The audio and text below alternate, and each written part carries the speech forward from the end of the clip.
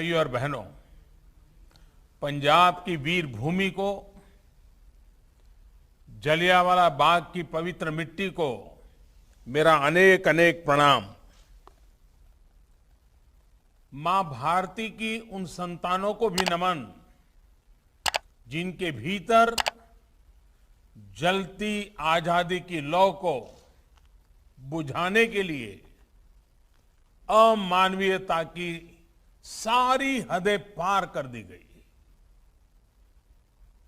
वो मासूम बालक बालिकाएं, वो बहनें, वो भाई जिनके सपने आज भी जलियांवाला बाग की दीवारों में अंकित गोलियों के निशाने में दिखते हैं। वो शहीद कुआं जहां अनगिनत माताओं बहनों की ममता छीन ली गई, उनका जीवन छीन लिया गया, उनके सपनों को रौंद डाला गया, उन सभी को आज हम याद कर रहे हैं। भाइयों और बहनों, जलियांवाला बाग वो स्थान है जिसने सरदार उधम सिंह, सरदार भगत सिंह जैसे अनगिनत क्रांतिवीरों, बलिदानियों, सेनानियों को हिंदुस्तान की आजादी के लिए मर मिटने का हौसला दिया। 13 अप्रैल 1919 के वो 10 मिनट हमारी आजादी की लड़ाई की वो सत्य गाथा, चीर गाथा बन गए, जिसके कारण आज हम आजादी का अमृत महोत्सव मना पा रहे हैं। ऐसे में आजादी के 75वें वर्ष में जलियांवाला बाग का स्मारक का आधुनिक रूप देश को मिलना हम सभी के लिए बहुत बड़ी प्रेरणा का अवसर है। ये मेरा सौभाग्य रहा है कि मुझे कई बार जलियांवाला बाग की इस पवित्र धरती पर आने का, यहां की पवित्र मिट्टी को माथे पर लगाने का सौभाग्य मिला है। आज जो रेनोवेशन का काम हुआ है, उसने बलिदान की अमर गाथाओं को और जीवंत बना दिया है। यहां जो अलग अलग गैलरी बनाई गई हैं, जो दीवारों में शहीदों के चित्र उकेरे गए हैं, शहीद उधम सिंह जी की प्रतिमा है, वो सब हमें उस कालखंड में लेकर जाते हैं।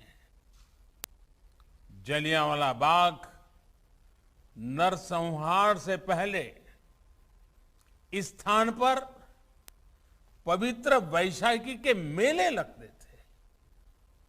इसी दिन गुरु गोविंद सिंह जी ने सर्वदा भला की भावना के साथ खालसा पंथ की स्थापना की थी।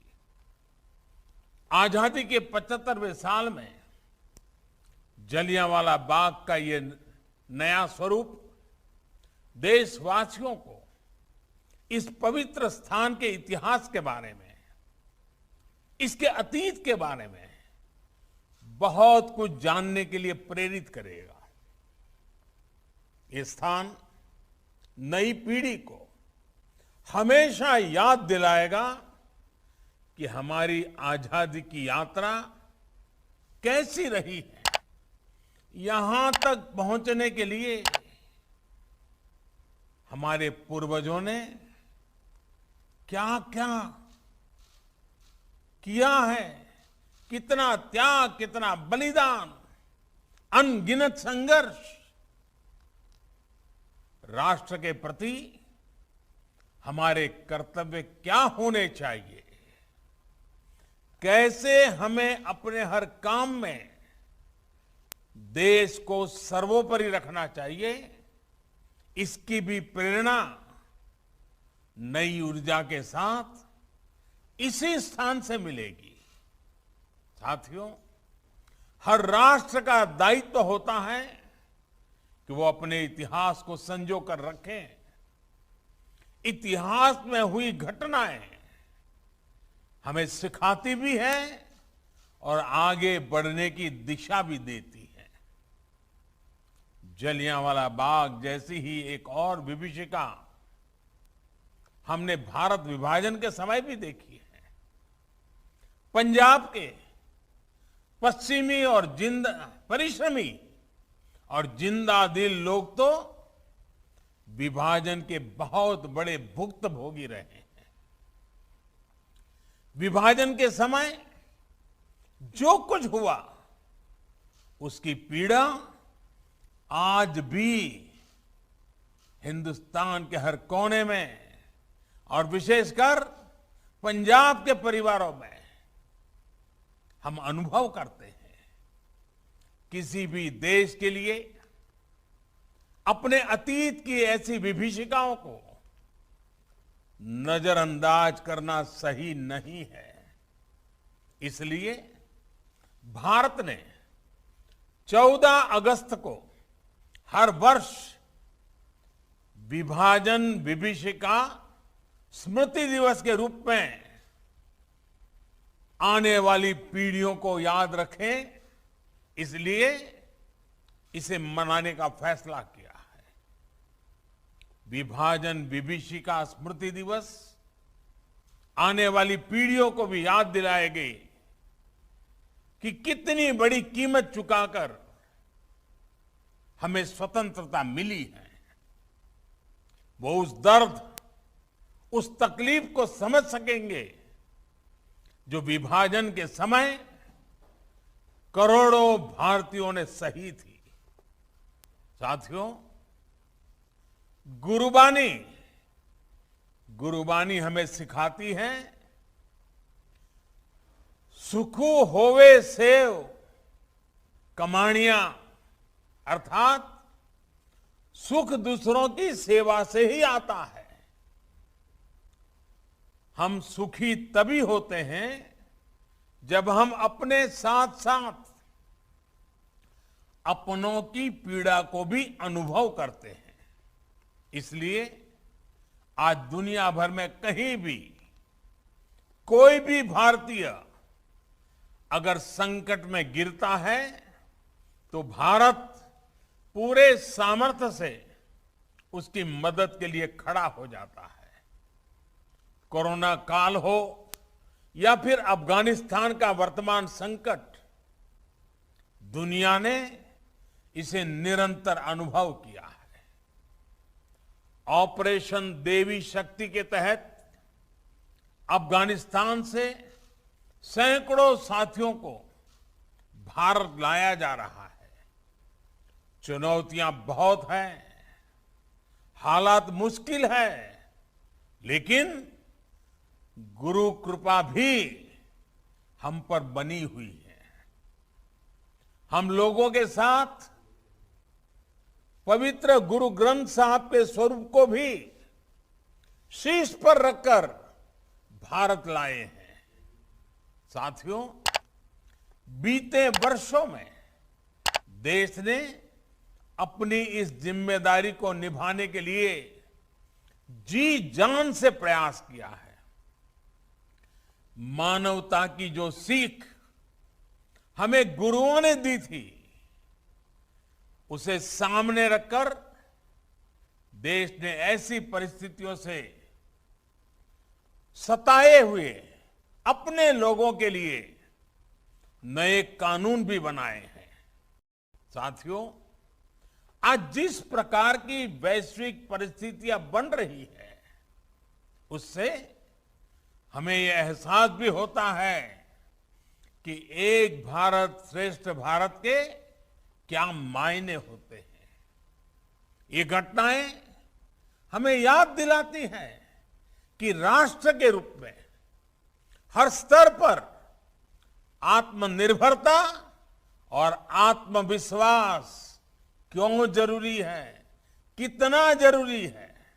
इसलिए आज जब हम आजादी के 75 साल मना रहे हैं तो ये आवश्यक है कि हम अपने राष्ट्र की बुनियाद को मजबूत करें, उस पर गर्व करें। आजादी का अमृत महोत्सव आज इसी संकल्प को लेकर के आगे बढ़ रहा है। अमृत महोत्सव में आज गांव-गांव में सेनानियों को याद किया जा रहा है, उनको सम्मानित किया जा रहा है। देश में जहां भी आजादी की लड़ाई के महत्वपूर्ण पड़ाव है, उनको सामने लाने के लिए एक समर्पित सोच के साथ प्रयास हो रहे हैं। देश के राष्ट्र नायकों से जुड़े स्थानों को आज संरक्षित करने के साथ ही वहां नए आयाम भी जोड़े जा रहे हैं। जलियांवाला बाग की तरह ही आजादी से जुड़े दूसरे राष्ट्रीय स्मारकों का भी नवीनीकरण जारी है। इलाहाबाद म्यूजियम में 1857 से लेकर 1947 की हर क्रांति को प्रदर्शित करने वाली देश की पहली इंटरैक्टिव गैलरी, इसका निर्माण जल्द ही पूरा हो जाएगा। क्रांतिवीर चंद्रशेखर आजाद को समर्पित ये आजाद गैलरी सशस्त्र क्रांति से जुड़े वहां उस समय के दस्तावेज, कुछ चीजें, उसका भी एक डिजिटल अनुभव देगी। इसी प्रकार कोलकाता में विप्लवी भारत गैलरी के में भी क्रांति के चिन्हों को भावी पीढ़ी के लिए आधुनिक तकनीक के माध्यम से आकर्षक बनाया जा रहा है। इससे पहले सरकार द्वारा आजाद हिंद फौज के योगदान को भी इतिहास के पिछले पन्नों से निकालकर सामने लाने का प्रयास किया गया है।